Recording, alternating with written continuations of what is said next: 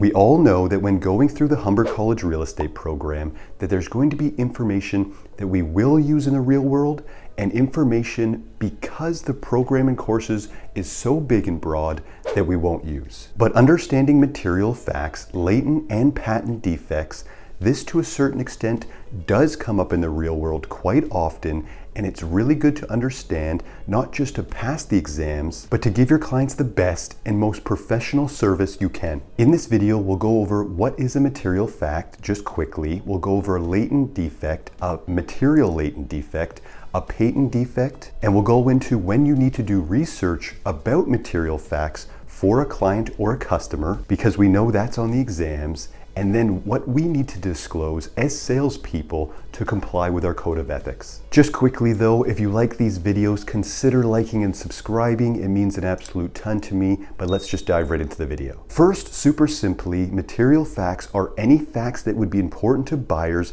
in deciding whether or not to proceed with a particular transaction, or even facts about a property that you will be discovering on your own or learning from your sellers when listing a property for sale. Examples of material facts can range from physical flaws like a leaky roof or a basement that's prone to flooding to something less tangible such as a death on the property or rumors that the house is haunted, something like that. So it's just a fact that would reasonably result in different decision. It may be completely insignificant to some or relevant to influence whether to buy, sell, or rent for others. Okay, so now the difference between latent and patent defects. We'll start with latent defects and we'll also touch on material latent defects. A latent defect is a defect that is not easily observable by the untrained eye during a reasonable inspection of a property. Essentially, a hidden imperfection or flaw that a salesperson or a buyer would not be able to see, say, during a showing. For example, plumbing issues, even pest or insect infestation in a concealed area. Latent defects actually could also be a hidden defect on title, for example, an incorrect property position or description. The most serious type of latent defect is the material latent defect that could pose a serious risk that could render the property unsafe or unhealthy to live in. This could be foundation instabilities or cracks, faulty electrical wiring, or toxic conditions such as the presence of lead, mold, or even asbestos. So if you just keep it simple, a latent defect is a hidden defect. If we move on to a patent defect, this is one of which a purchaser with reasonable care would see or discover. It is a defect that is visible to the eye, and the buyer must satisfy themselves with the property and can go on to do so by considering obtaining, for example, a home inspection. Instead of a leak being hidden behind a wall, for instance, there would be clear visibility of a possible leak or at least remnants of water damage. So how to remember? Just keep it in that order in your mind. First, latent defect, hidden and not visible to the eye. Second, and more serious, the material latent defect, also hidden and could pose serious risk and health issues, rendering the property unsafe. Third, patent defect, visible to the eye and is more of a buyer beware type scenario, and they are all, to a certain extent, material facts. Okay, so now on to what we do and what we don't need to disclose as far as material facts, and also working with a client versus a customer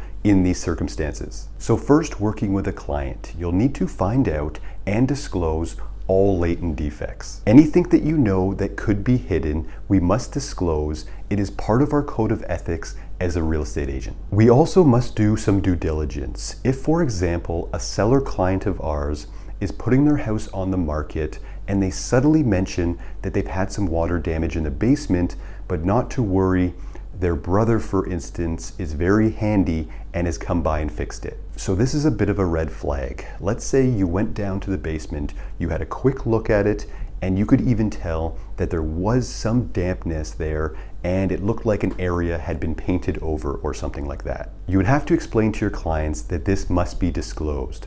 What we're looking for here and what you can suggest is we need a work order stating that this leak has been professionally fixed. This, in my opinion, is a really, really good thing. Although sometimes we hate it because it's so long and so in depth, but the Humber College Real Estate program's goal to make us the next wave of real estate agents more reliable and trustworthy is a great thing. Situations like this are why it's so important to have a realtor on your side, and the success of the industry will thrive if we all carry and follow by these code of ethics. So it's good for the real world, and we also need to know that to pass the exams. So now if we move over to a customer that let's say we're talking with, you still have to 100% disclose any latent defects, of course, but let's say you list your client's property for sale and someone calls you, you have a discussion with them, they are not working with a realtor, and they want to come see the property, and you offer to show it to them. And let's say during the showing, they ask about a possible freeway, or even let's say a high-rise building that they heard in the news that's going to be built in the next 3 years that could affect some of the privacy of the property. Well, with a client, you would definitely want to do your due diligence and find out as much information as possible that you can for them. But with a customer, you can let them do their own due diligence related to a patent defect. Because remember, and it's going to come up a lot on the Humber College Real Estate exams, to a client, the brokerage and realtor have an important obligation to them called a fiduciary duty and must promote and protect their best interest in the real estate transaction. To a customer, the brokerage and realtor does not have that obligation, but is obligated to treat them with fairness, honesty, and integrity, and to provide them with conscientious and competent service. One has entered into an agreement for that service and really wants to work with us. One has not and might still be gathering information for their own benefit, not mutually beneficial, which is why we're in this business, to help clients and future clients, but also be compensated appropriately for our efforts and to start or grow a business around this license. I really hope this video helped, because if you're anything like me, video really helps making these subjects stick, or at the very least, hopefully gave you a break from that endless, what feels like endless material of the Humber College Real Estate course. Reach out to me if you have any questions on this topic, or if you're at the point where you're starting to figure out what you want to do for a brokerage. You can DM, email, book a call with me. It's in the description below if you want to find out what we're doing here in Ontario for brand new agents that join eXp Realty with us. If that's for you, I'll talk to you soon. If not, thanks for watching. My name is Callum Moore, eXp Realty real estate agent here in Ontario, and we'll see you in the next one.